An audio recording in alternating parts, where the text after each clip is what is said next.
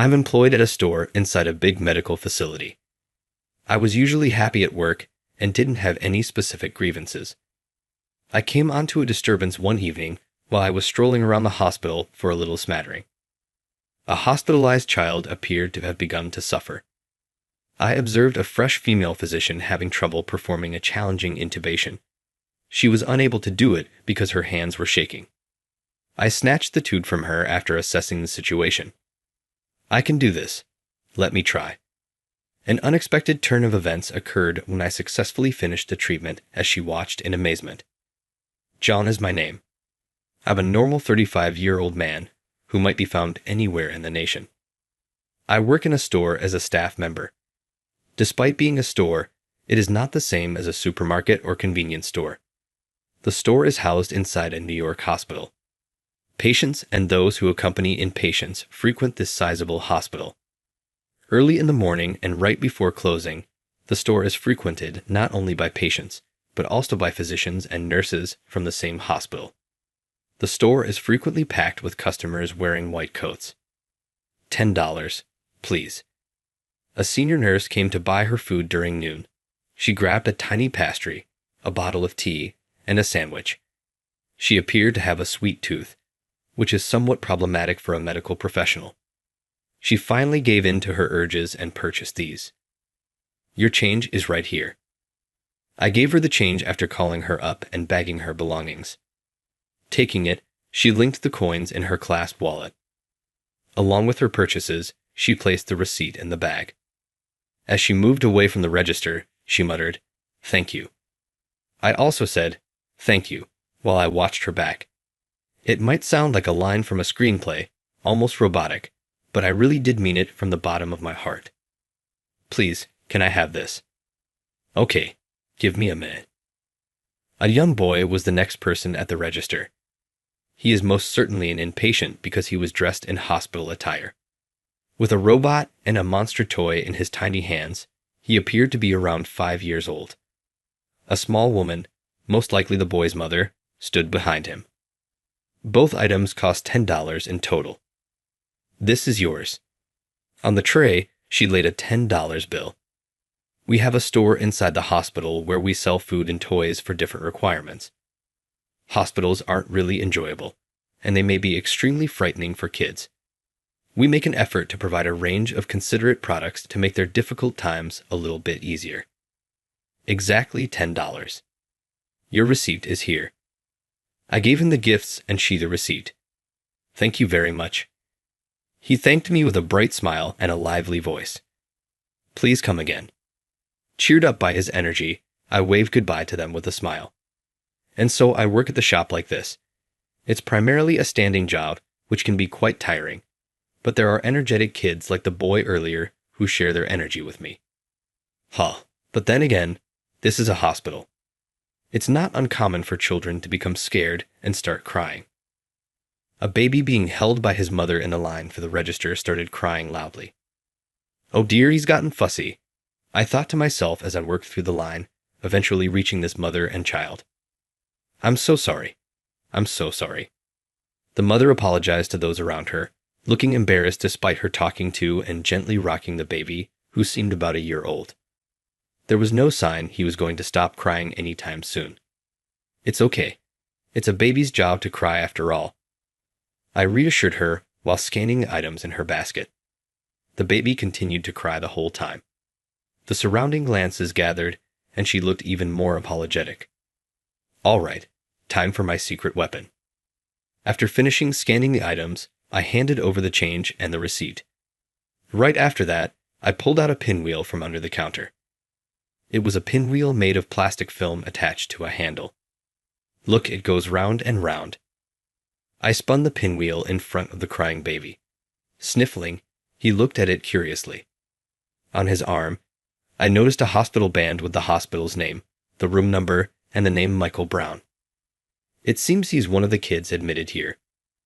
Round and round, round and round. As I kept blowing on it to make it spin, he became interested in the pinwheel.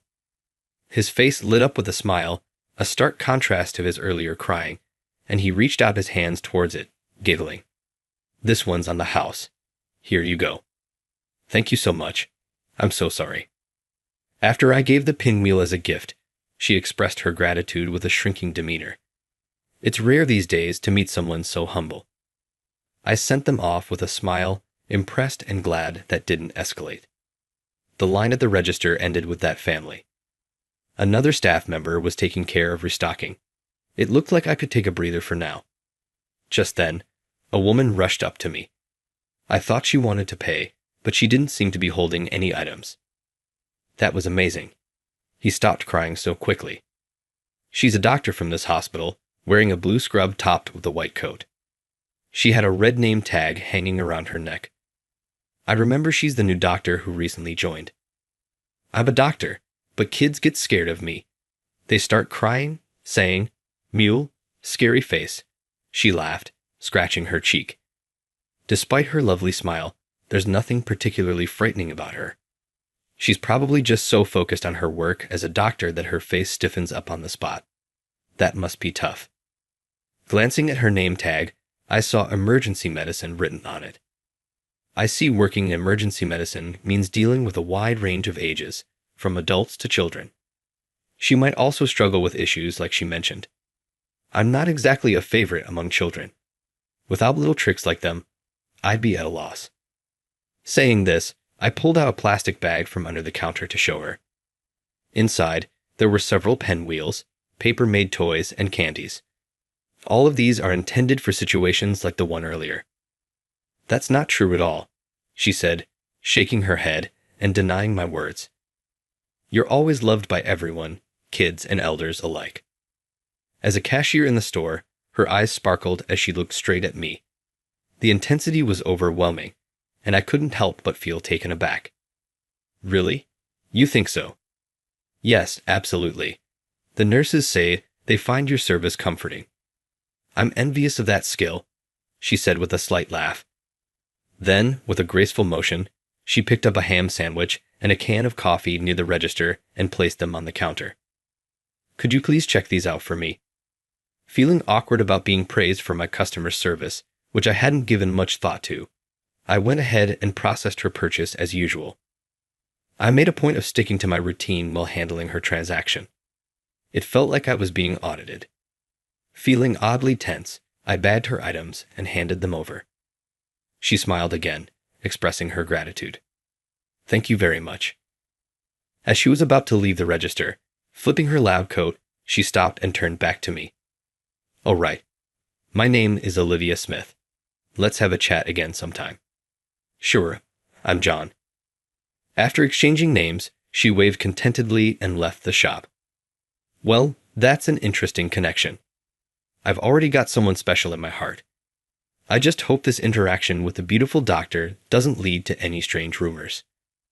With that thought, I resumed my work as if to dismiss such arrogant notions. Since that day, Dr. Smith has made a point of greeting me every time she visits the shop. It's not unwelcome, and having a bit of non-work-related chat is a nice break. This had been the case for some time, but she engages with other customers in line, either initiating conversations or responding to them. No dessert today. That's right. It would be too much to have it every day.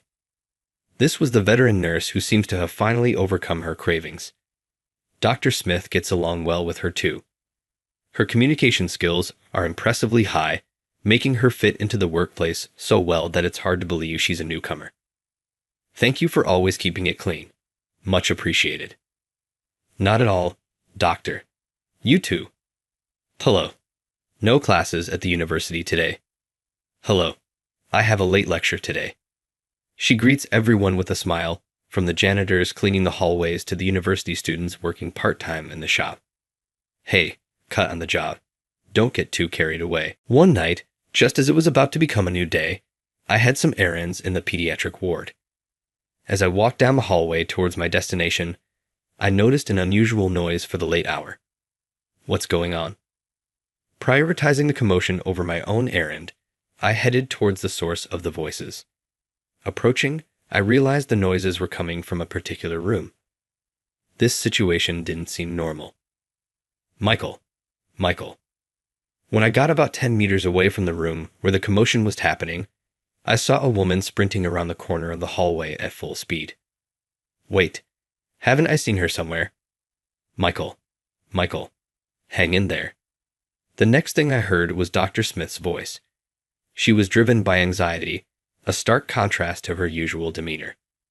Excuse me for a moment. Curious, I peeked into the center of the commotion and saw several doctors and nurses treating a child. A familiar red windmill was decorated at the patient's bedside. I see the person from earlier in the store, Michael. It must be Michael who visited the store yesterday. Of course, I'm concerned for anyone in distress, but it's especially worrying when it's a familiar face. Without thinking, I reflexively jumped into the hospital room. Michael. Michael. Dr. Smith's frantic shouts caught my attention. Her hands were trembling, and it seemed like she couldn't maintain her usual composure. Dr. Smith was pale and confused, holding a thin tube in her hands. Excuse me for a moment. I snatched some documents related to Michael from a nearby nurse. Hey, who are you? The surprised nurse's words didn't reach my ears. I skimmed through the file. Michael had asthma and was hospitalized for it. The tube won't fit. Dr. Smith was struggling, and Michael seemed to be in pain. He had a cup-like cough, and epiglottitis was suspected. No wonder she was having trouble with intubation. The swelling narrows the trachea, requiring a certain level of skill. Nurse, please call a pediatrician immediately. Yes. With no time to worry about the sudden outsider, the nurse dashed off, ignoring me, but would help arrive in time. In such a condition, breathing difficulties could arise at any moment. Actually, he might already be experiencing them. Thinking this made me restless, and I impulsively called out to Dr. Smith. Let me try. I can do it. Why are you here? She seemed not to have noticed my entrance, focused as she was on the situation at hand. Let me try. Even though you say that, John, you work in the store, right? Quickly, Michael is still suffering. Dr. Smith was even more confused by my words. Indeed, I work at the store. Well, no wonder she's confused. I have a medical license. I almost violently took the tube from Dr. Smith, who stood there frozen. Then I proceeded to insert it into the trachea of Michael, who was in distress. It was significantly swollen, indeed challenging. Without real field experience, it would be tough to manage. Well, John, you don't just stand there admiring. Get the medication and oxygen ready. After completing the intubation, I urgently directed her and the remaining nurses. I could feel their questioning glances, wondering who I was, but time was of the essence. It seemed like everyone there shared a sense of urgency. A little while later, his condition seemed to have improved slightly. The peak of his distress had passed, and his coughing was gradually subsiding. Just then, the nurse who had dashed out earlier burst back in. Dr. Wilson, over here. Oh, the pediatrician. Dr. Wilson entered the room, and when he saw me, his eyes widened. It also seemed like he gave a slight smile at the same time. I'll take over from here. He stood by Michael's side and quickly assessed the situation. Then he continued speaking to me. Thank you, John. His treatment continued. As an experienced doctor, his skills were evident. Each action was quick yet precise, and his instructions to the nurses were clear. Let's leave the rest to him. Yes, encouraged Dr. Smith. We both left the room. I leaned against the wall in the hallway, waiting for her to come down. Though I intended to wait, she spoke sooner than I expected. Really, how pathetic I am. Tears welled up in her eyes, and her voice trembled. Intubation in that state is difficult. It's understandable for a novice doctor with little experience not to manage it. It's about gaining experience from situations like this and improving. No matter how much you study and train to become a doctor, the actual field can differ significantly from the ideal. I, too, have felt this starkly in the past. But I couldn't do anything for him as he suffered. That's what frustrates me. The tears that had been welling up fell. Every doctor has their specialty. Even Dr. Wilson, an expert in pediatrics, would probably find neurosurgery challenging, and I doubt he can perform heart transplants. So don't beat yourself up. It's about finding your strengths going forward." I intended to comfort her with these words, but she was still crying. That might be true, but it's still frustrating. I can always make children smile more. Can I save the suffering ones? Maybe I really can't do anything after all. I regretted my words a bit, yet in situations like this, what's needed isn't advice. It's words that affirm the person who is feeling down. "That's not true, Dr. Smith." I deliberately addressed her with a title, Doctor, to protect her dignity as a doctor, because I thought she might otherwise become self-critical. "Your instructions were precise. Sending someone to call Dr. Wilson was the right decision. It's fair to say that your judgment saved Michael." After I spoke those words, she wiped her tears with a handkerchief and whispered a quiet thank you. At the same time, she nodded repeatedly as if savoring my words. Then she asked me a question. "John, you were actually a doctor, right? A life-saving one at that. To perform such a difficult procedure flawlessly." Having somewhat recovered, she now seemed interested in my story.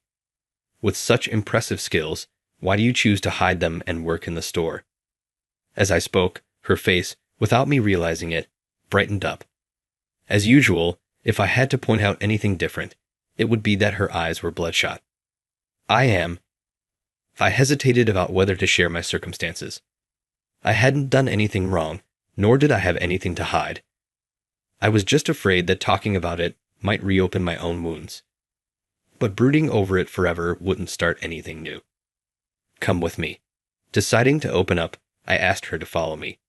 Turning around, I started walking down the hallway. Her footsteps echoed as she followed behind me. We wove through the hospital, and I led us to a certain room. The room's lights were off.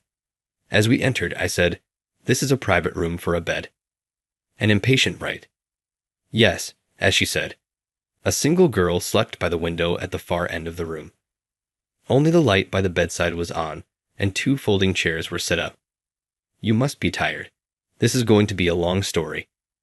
After prompting her to sit, she did so with a puzzled look. Then I turned to the sleeping girl and gently touched her face, placing my palm on her cheek. I stroked under her eye with my thumb. As expected, she showed no response. "Amelia Taylor." Seeing the name on the wristband, she seemed to grasp what I was about to say. "Could this child be yours?" "John Jess. Amelia, 3 years old. My daughter." She'd been in a coma since birth due to an accident during delivery. She's never opened her eyes, not even once. As I revealed the truth, she covered her mouth, a look of shock crossing her face. When Amelia was born, my wife, Emma, lost her life. She had a placental abruption, and an emergency surgery was required. The response was quick, but the uterus didn't contract, and she bled out. Amelia was deprived of oxygen, leaving her brain damaged and in a coma from the moment she was born. While Emma was fighting for her life, I was swamped with an entirely different task. I only learned of the severity of my wife's childbirth after everything had ended. At that time, I was a busy emergency medicine physician. That day, too, I was performing emergency surgery on a patient from a traffic accident. Phew, that was close. "Yeah, John, you're as skilled as they say." I'm not really. It's all thanks to the support from my seniors. After the surgery, I had such conversations with the senior doctors, but the cheerful atmosphere suddenly changed. The sound of hurried footsteps approached, and then the door was flung open. A breathless nurse with tear-filled eyes looked at me. "Dr. Taylor, please come quickly." I had been notified about entering the delivery room, so I was planning to head there soon, thinking casually that my child must have been born. However, her expression filled me with dread. Her face was far from celebratory. Following the nurse, I found Emma peacefully asleep. Her face was serene, showing no signs of distress. Holding her cold, white hand, I knelt down and wept loudly, a grown man crying unabashedly and shedding large tears. "Emma, Emma." A large stain formed on the sheets. I shouted until my voice was hoarse, but she never woke up to chide me for being too loud. That day, the patient I was in charge of miraculously pulled through. I was thanked profusely by both the patient and their family, but I couldn't genuinely accept their gratitude. It wasn't that I couldn't accept my wife's passing. I just wished I could have fought alongside her until the end. I wasn't there for her final moments. She never got to see Amelia after she was born, and Amelia has never seen her parents or the world remaining asleep. Our family was torn apart, suspended in midair. Since then, my spirit was broken. I couldn't work as a doctor anymore. Amelia's primary physician became Dr. Rodriguez, a pediatrician and my mentor. I couldn't bear the thought of our family remaining divided. I decided to stay close to her by working at the hospital store. Thanks to Dr. Wilson's kindness, I'm allowed to stay overnight with her a few times a month. It just so happened that this coincided with the commotion involving Michael. I'm sorry for asking without knowing your situation. Dr. Smith, sitting next to me, fidgeted with an apologetic look. I was about to reassure her that it was okay, but she was the first to speak. But I want you to return to medicine, John. Excuse me? Her unexpected words took me by surprise. She then shared her past with me, looking downcast. John, I lost my best friend in an accident. They had plans for the next day and even for the upcoming holiday, but those plans never came to fruition. I wanted to reduce the number of people dying from sudden accidents. That's why I chose to become an emergency medicine doctor. Her usually gentle demeanor was filled with determination and strong emotion. But after the incident with Michael, I realized how inexperienced I still am. That's why. John. What? I was startled by her sudden approach and raised my voice unintentionally. It echoed down the hallway, likely causing a disturbance. I wish for you to return as a senior in emergency medicine. Please let me call you my master. Master. Her unexpected words left me astonished. Despite my shock, she continued, I've always felt a sense of urgency. Despite having lofty goals, my skills didn't match up. I was trying too hard to fit in to cover that up. To me, her behavior had always seemed natural. I thought it was just her being herself, but it seems I was mistaken. That's why I envy your skill, John. If you're willing to return to medicine. I'm sorry, Dr. Smith. Her words truly meant a lot to me, but the trauma from that day still held me back.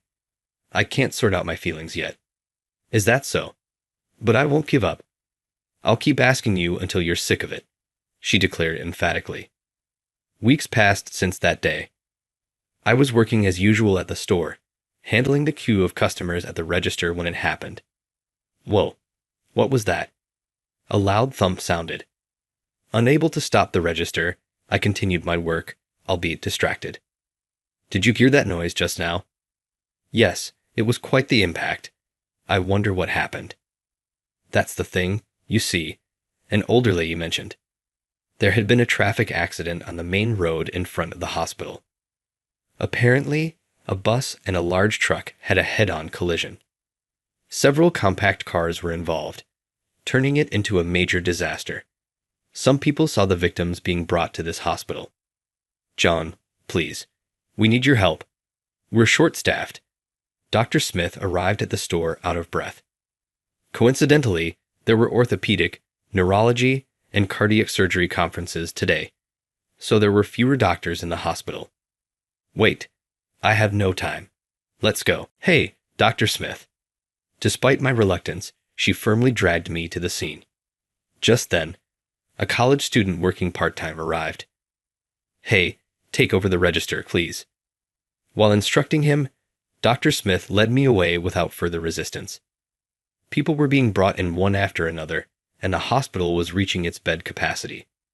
It felt like a battlefield, and I was genuinely shaken. John, perfect timing. I need you for the next patient. Daniel, a fellow emergency medicine doctor I used to work with. He was surprised to see me for a moment, but quickly got back to his duties after relaying what was needed. Instructions were thrown at me before I could even prepare myself. There was no time for second thoughts. My body moved on its own. In such circumstances, the patient brought in was a young pregnant woman. Her belly was significantly swollen, and a man was calling her name from a distance. This must be some kind of trial. Needless to say, The patient assigned to me was the pregnant woman. She had a laceration on her right arm from glass shards and seemed to have a fracture. Worst of all, there were signs of a severe blow to her abdomen. Immediate treatment and a C-section were needed to save both the mother and the child. Damn, why am I remembering this now? Emma's face flashed through my mind. Bound by that vision, I involuntarily stopped my emergency treatment. John, Dr. Smith, who had come to assist, snapped me out of it. Shaking off the distracting thoughts, I focused on treating the patient. I regained my composure and gave instructions to the nurses. We need to treat the arm and perform a C-section simultaneously. Get the obstetrician here. Yes, cries, groans, and shouts filled the air in the waiting area. Amidst all that, I found myself in an oddly quiet operating room, beginning to suture the pregnant woman's arm wound. It was a surgery where every second counted, a moment of intense urgency. My hands trembled with a familiar kind of anxiety I hadn't felt in a while, but I had no choice but to do what I could. Reassuring myself, I managed to make the final stitch. The bleeding stopped as the wound closed. The fracture seemed like it could be fixed with manual reduction. Relieved, I wiped the sweat from my forehead, and almost simultaneously, I heard a baby's first cry nearby. The baby is born safely, the obstetrician announced. In the operating room, we burst into a collective relief. The patient's vital signs stabilized. Thank goodness. Amid the cheers, I quietly shed tears. The accident was caused by the truck driver falling asleep at the wheel. He had a chronic condition and had taken medication with drowsiness as a side effect. He's hospitalized in a local hospital now, receiving treatment. The pregnant woman I operated on is also on her way to recovery. Her baby was in the ICU, but was soon moved back to a regular ward. Though her dominant arm is broken, making childcare challenging, her husband seems kind, which is reassuring for now. While walking down the hallway with these thoughts, I happened to run into that family. The husband was holding the baby with his wife beside him. Dear Taylor, that's you, isn't it? Yes, I'm John Taylor. I introduced myself. The couple's solemn faces lit up. Their baby was sleeping in the father's arms. Thank you so much for everything. We'll never forget your kindness. It's nothing. I was just doing my duty as a doctor, I said. Despite that, they kept thanking me over and over again. Seeing the lively couple, I felt proud to be a doctor. That night, the hospital had calmed down and returned to normal. In a room, I spoke to my sleeping princess. That's what happened. Impressive, right? Daddy did well. Of course, there was no response. Suddenly feeling empty, I was reminded of the past, the funeral, dealing with relatives, and above all, the sorrow of loss that prevented me from celebrating Amelia's birth. This guilt was the main factor hindering my return. Amelia, would you support me if I said I wanted to return to being a doctor? I looked at my daughter. Haha, your eyes and mouth are just like Emma's. I'm looking forward to the day you wake up. As I gently stroked her head, whispering to her, I caught a slight movement of her finger out of the corner of my eye. I grabbed her hand and called out, Amelia, Amelia, but there was no response. Well, things don't work out that conveniently, do they? I was excited for a moment, but I quickly regained my composure and sat back down in the chair beside the bed. At a glance, her face seemed to be smiling. Eventually, I chose to return to emergency medicine. Dr. Smith, who calls me master despite my protests, Daniel always laughs, saying she's like a shadow following me around. Daniel, JN is not a goldfish. That's right. He's an orca. Despite the collective virals, Dr. Smith doesn't seem to mind my working hours, and shifts are flexible due to Amelia, which I'm grateful for, but also feel guilty about. I intend to do my best with what I can. It seems like Amelia's hand movements have been increasing. Perhaps as I take steps forward, she is following suit. She can't walk or talk yet, but I always dream of going home with her someday. Recovery from despair takes time. How long it takes depends on the individual's mental state. Perhaps I've taken quite some time. For about 3 years, I had averted my eyes from my profession as a doctor, but I have recovered now. For Amelia's sake, I can't stay stagnant forever. What's lost won't return, but memories live on in the heart. Cherishing them, I vow to look forward with hope, remembering my wife's smile.